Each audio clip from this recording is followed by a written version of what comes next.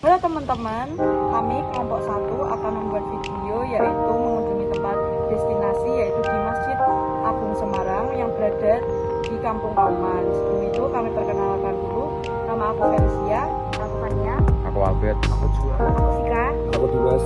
Oke, jadi ikutin terus ya perjalanan kami. Bye bye. Ini aku udah sama narasumber dari Masjid Kauman. Boleh diperkenalkan dulu? Ya, kenalkan nama saya Abdul Wahid. Di sini selaku Sekretaris Yayasan Badan Pengelola Masjid Agung Semarang, merangkap Kepala Rumah Tangga Masjid Agung Semarang. Oke, jadi di sini kita juga ada beberapa pertanyaan tentang sejarah Masjid Kauman ini. Yang pertama, untuk latar belakang dari Masjid Kauman ini apa sih, Pak? Ya, sebelum saya jawab, saya luruskan dulu. Masjid ini namanya bukan Masjid Kauman. Namanya Masjid Agung Semarang. Ada lagi yang di sana Masjid Agung Jawa Tengah. Yeah. Nah, ini harus beda. Kalau Masjid Agung Semarang adanya di Kauman. Baik. Untuk letaknya kenapa mengambil posisi di berdekatan dengan pasar? Nah, terbalik juga ini. Masjid Agung Semarang ini berdiri pada masih zaman Mataram. Jadi kalau jenengan mengatakan berdekat dengan pasar, keliru. Ini berdiri sebelum ada pasar Johar. Sedangkan yang ini, yang renovasi ini kan masjid yang ketiga ya. Jadi Masjid Agung Semarang pertama dulu ada di Bugras. Kemudian itu masih zaman Pandanaran, atau kemudian pindah di Bubaan, itu masih zaman Pandanaran juga, atau pas masih zaman kolonial Belanda. Kemudian di sana terbakar karena ada pemberontakan Cina pada saat itu, baru pindah ke sini. Itu tahun 17 sekian. Ya.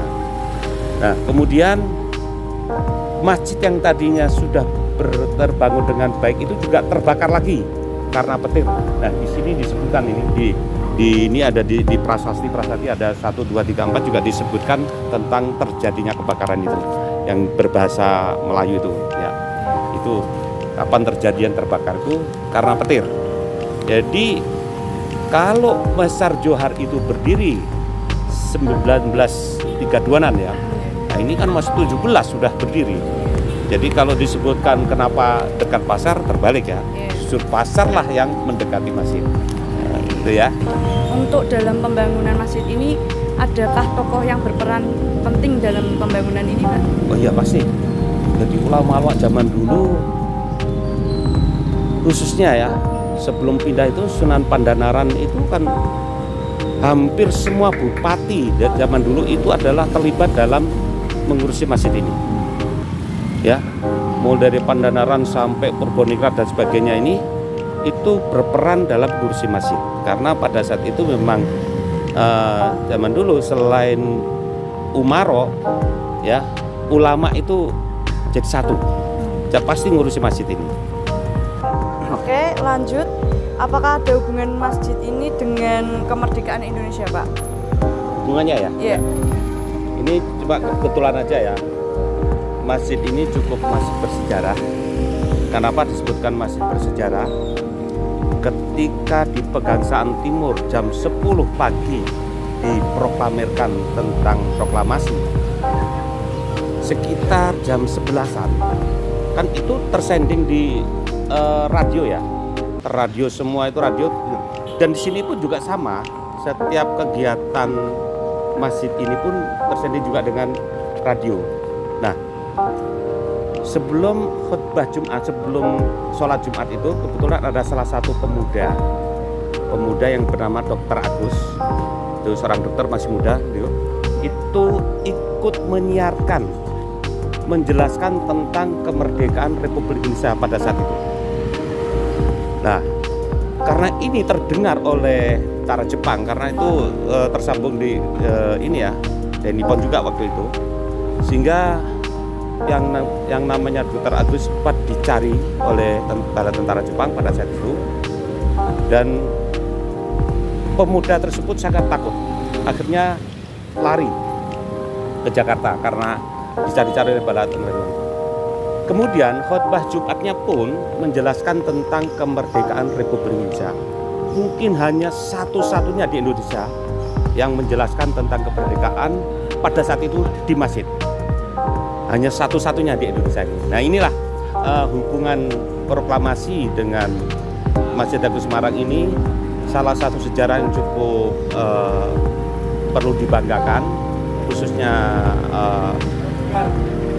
rakyat atau masyarakat Semarang, karena juga ikut ini ya, ikut apa ya, ikut hadir beni. Salah satu bukti ya, kalau belum di ini ya, mikrofon yang dulu digunakan pada saat penyiaran dulu sempat dimuseumkan di Wiyata Mandala di Tugu Muda sana itu. Nggak tahu sekarang masih ada nggak tahu. Untuk peninggalan sejarah yang masih ada di masjid ini, apakah ada? Sejarah yang mana dulu yang dimaksud? Peninggalan Iya. sejarah yang mungkin apa yang di sini terserah deh pokoknya. Oh ya, kalau sejarah ini hanya bukti fisik, hanya bangunan. Bangunan ini dibangun kembali setelah terbakar itu tahun 1890 selesainya. Terbakar 1888 ya. Jadi 1790 kan 90 88 ya. Itu terbakar tuh karena petir. Jadi ini masjid yang sudah terbangun dulu itu sempat terbakar karena petir. Jadi akhirnya dibangun kembali. Pada hasil masih bala tentara, masih zaman Belanda ya. Dibangun kembali oleh Belanda saat itu, diarsiteki oleh Insinyur G.A. Gambir. Nggak tahu apa ada hubungannya dengan Gambir Jakarta, nggak tahu, tapi itu adalah diarsiteki oleh Insinyur Gambir. Dan bangunan ini sampai ini masih utuh. Tidak, yang berubah hanya perubahan dinding, lantai marmer itu, kalau bentuknya masih utuh. Untuk hubungannya masjid ini dengan Dugderen di Semarang, apakah ada Pak? Ya, ini memang gini. Ini sebenarnya sejarah ini hampir sama seperti di Sekaten dan sebagainya. Jadi dulu ketika menjelang bulan Ramadan itu kan pasti masyarakat ini berbondong-bondong ke masjid sini dalam rangka ingin mendengarkan kapan satu Ramadan itu dimulai.